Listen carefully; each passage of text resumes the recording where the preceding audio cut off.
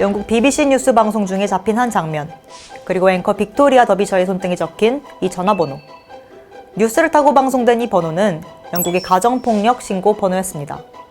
코로나19 사태로 이동 제한령이 내려진 뒤 가정폭력이 급증했고 앵커는 도움을 요청할 수 있는 24시간 한라인을 뉴스를 통해 알린 겁니다. 불필요한 외출을 삼가라. 발열이나 호흡기 증상이 있으면 집에서 휴식하라. 우리 모두가 알고 있는 사회적 거리두기 지침이죠.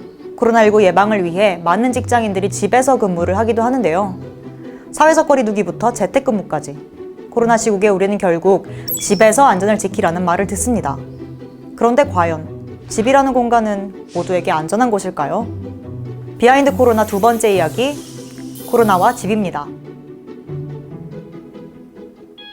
집에서 머무는 시간이 늘어나면서 아이러니하게도 가정폭력의 기회 또한 더 늘어났습니다. 가해자들은 누구의 방해도 없이 피해자와 오랜 시간을 함께 보내게 되고 피해자들에게 집은 안전지대가 아니라 폭력의 울타리가 된 셈인 거죠. UN 뉴스에 따르면 코로나로 인한 사회 경제적 스트레스에 이동 제한까지 얹어지면서 가정폭력은 전 세계적으로 증가하고 있습니다. 세계보건기구에 따르면 유럽의 여러 국가에서는 가정폭력 신고 전화가 작년 대비 무려 60% 이상 늘어났다고 하는데요. 그런데 우리나라의 경우 가정폭력 신고 건수가 작년에 비해 오히려 감소했죠. 하지만 이걸 보고 가정폭력이 감소했다, 이렇게 쉽게 해석해서는 안 됩니다. 자가격리로 가해자와 온종일 함께 있는 탓에 신고할 기회조차 확보하기 어려웠을 수 있습니다. 여성가족부가 실시한 2019년 가정폭력 실태조사에 따르면은 이제 가정폭력 경험 이후 혹은 경험 당시에 다른 곳에 구조 요청이나 이런 거를 한 적이 있냐라는 물음에 85.7%가 도움을 요청한 적이 없다고 응답했습니다. 그리고 경찰 신고율이 2.3%에 불과한 것을 봤을 때 사실상 경찰청 통계만으로 가정폭력이 줄어들었다고 보기는 굉장히 어렵다고 판단할 수 있겠고요. 더군다나 여성가족부는 현재 사회적 거리두기로 인해서 여성인권 상담소나 다른 가정폭력 상담소 등의 휴관 조치를 내리거나 비대면 상담을 진행할 것을 권고하고 있습니다. 게다가 휴관 조치가 연장되고 있어서 가정폭력 피해자들은 사각지대에 놓이고 있습니다. 정부는 가정폭력에 분명히 대응하고 명확하게 가정폭력 가해자를 처벌함으로써 가정폭력에 이 사회가 대응하고 있다는 것을 보여주는 것이 중요하다고 생각합니다. 아예 집이 없는 사람들도 있을 겁니다. 유엔에 따르면 전 세계 약 18억 명이 노숙을 하거나 적절하지 못한 환경에서 살고 있는데요.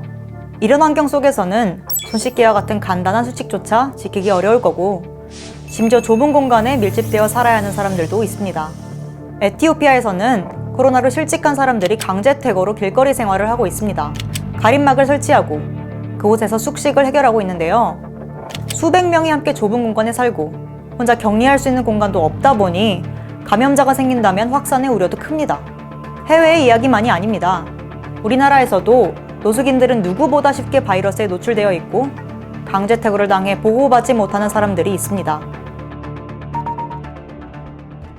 홈리스들 같은 경우는 특히 공공역사를 중심으로 계시잖아요. 코로나 이후에 방역 조치로 이 공공역사 내에서 홈리스들이 머물지 못하게 한다든가 특히 야간 노숙 금지 조치를 발행을 하고 철도 공안 용역들이 다가와서 티켓 있냐, 기차 탈 거냐 라고 물으면서 사실상 퇴거 조치를 단행하고 있기도 하고요.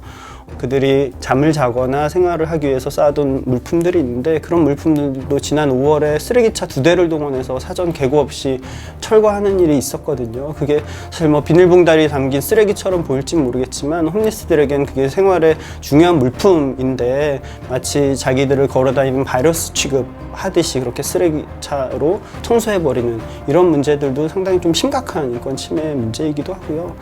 이 코로나 이후에 신규 쉼터 입소 자체를 받지 않고 있거든요. 그러다 보니까 이분들이 쉼터에 입소하고 싶어도 받아주지가 않는 거죠. 이 팬데믹이 확산된 이후에 전 세계 많은 나라들이 즉각적인 조치를 취한 것 중에 하나가 강제퇴거 중단 조치였던 거거든요. 왜냐하면 이 팬데믹으로 인해서 안전한 집에 머무는 것이 굉장히 중요하게 강조되고 있잖아요. 그러다 보니까 사실 집에서 이 사람들을 쫓아내는 것들에 대해서 일시적으로라도 중단시키고 있는데 한국은 전혀 그런 조치들이 있지 않아요. 코로나로 인한 경제 위기가 그 비정규직이나 불안정 노동자들에게 이 해고로 다가오고 있는데, 사실 이분들 같은 경우가 대부분 월세 주택에 거주하는 비율이 높거든요. 그런데 월세가 연체가 되면 사실 즉각적인 퇴거 상황에 이르게 돼 있는데, 이것에 대한 지원 대책들이 지금 좀 전무한 상황입니다. 사실 뭐 한국이 코로나 방역의 모범 국가로 알려져 있잖아요. 근데 딱 거기까지인 것 같아요.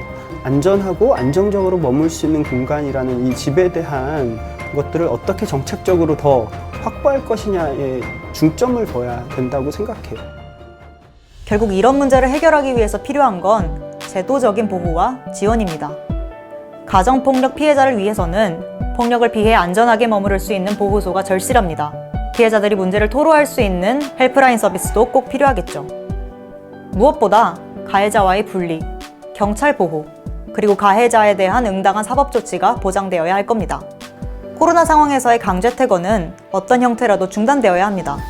정부는 확진자를 찾고 새로운 감염을 예방하는 방역만 신경 쓸 게 아니라 집세를 내지 못하는 취약계층이 길거리에 내몰리지 않도록 필요한 안전망을 지원해줘야 하겠죠.